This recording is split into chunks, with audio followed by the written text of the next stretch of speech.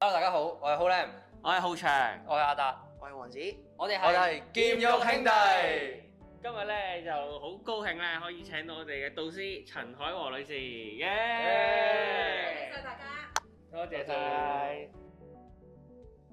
我哋嘅夢想計劃咧係要推廣呢個花式劍球。咁我哋咧目標咧可以開一間短期嘅 pop store 啦，去做呢個劍球推廣嘅。咁喺開始呢個 pop store 嘅同時咧，我哋希望可以創立一個屬於我哋自己嘅品牌。我聽到呢個計劃之後呢，我就好好奇嘅，因為從來呢我冇聽過呢個劍球呢個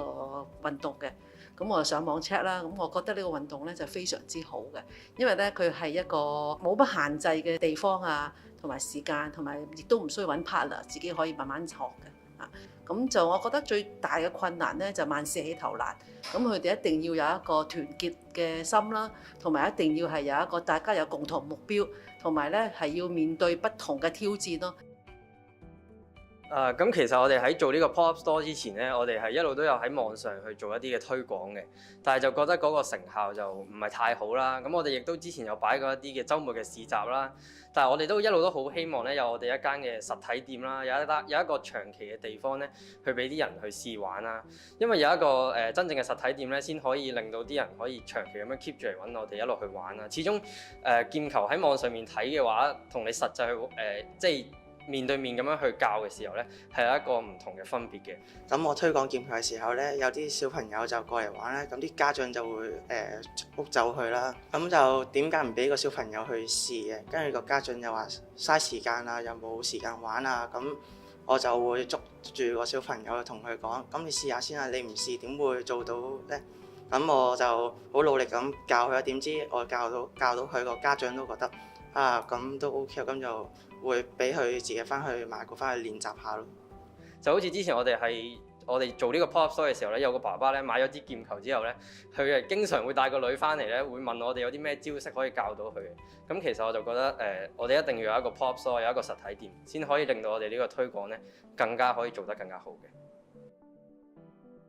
咁除咗我哋開咗我哋呢個 pop store 之外咧，咁我哋咧亦都有設計咗我哋一個嘅產品啦，就係呢支劍玉兄弟嘅一個限定嘅款式嚟嘅。咁我哋咧設計咗呢個款式咧，其實咧就係基本上為咗我哋比賽啦，我哋咧做咗一個嘅款式，俾到我哋比賽嘅時候更加得心應手啦，同埋咧俾到新手去接觸劍球嘅時候咧可以更加容易嘅，因為我哋咧某啲位咧我哋會做大咗啦，同埋係啦上面咧亦都有我哋嘅 logo 喺度啦。咁所以呢一個就係我哋除咗 pop store 之外咧，我哋設計咗嘅一款嘅產品啦。我覺得佢呢個計劃真係對我哋好大幫助，同埋我哋仲會有一個導師喺度幫我哋手，咁啊更加好似如虎添翼。因為今次呢個計劃啦，令到我哋認識咗好多唔同界別嘅人士啦，同埋佢哋都會有一個起步嘅基金啦。因為我哋可能始終都係一班年青人，咁可能喺資金方面啊，可能會有啲不足啊。咁啱呢個計劃有一筆資金去幫我哋起動。咁我哋去做一個 pop store 嗰陣時，同埋去做一啲我哋自己嘅品牌啊，都相對上都更加容易啦。同埋我哋同時呢個計劃當中，導師都係幫我哋聯絡咗好多唔同嘅機構啊，同埋我哋接咗都好多唔同嘅訪問。因為始終我哋都係一班年青人，可能我哋認識唔同界別嘅人就會比較少啲，咁啊可能從而都冇乜任何嘅渠道推廣啊。可能我哋淨係去上網，但係有幾多人會真係會上網睇到我哋嘅產品呢？咁我哋少咗呢個渠道，咁啱導師就可以透過我哋今次呢個計劃幫我哋再揾唔同嘅渠道喎。咁我哋更加去容易識唔同其他人之外，人哋又可以認識我哋呢個就係叫做劍球啦。其實我哋未來咧有諗過好多計劃嘅，我哋有諗過會唔會可以繼續開翻個鋪頭呢？又或者繼續以呢個表演啦，或者以呢個教班為主嘅。咁呢方面我哋其實仲摸索緊，因為而家疫情嘅關係啦，好多課程都開唔到。亦都係因為有呢個疫情嘅關係啦，所以我哋先至會去開咗呢個 pop store 咁樣。咁後尾發現，嗰個成效都幾好喎，咁樣。咁所以我哋希望啦，之後我哋可以一間實體鋪，可以長期咁樣開喺度，俾有興趣玩嘅朋友，佢可以嚟試玩，亦都咧可以俾佢哋一個好好嘅一個落腳點咯。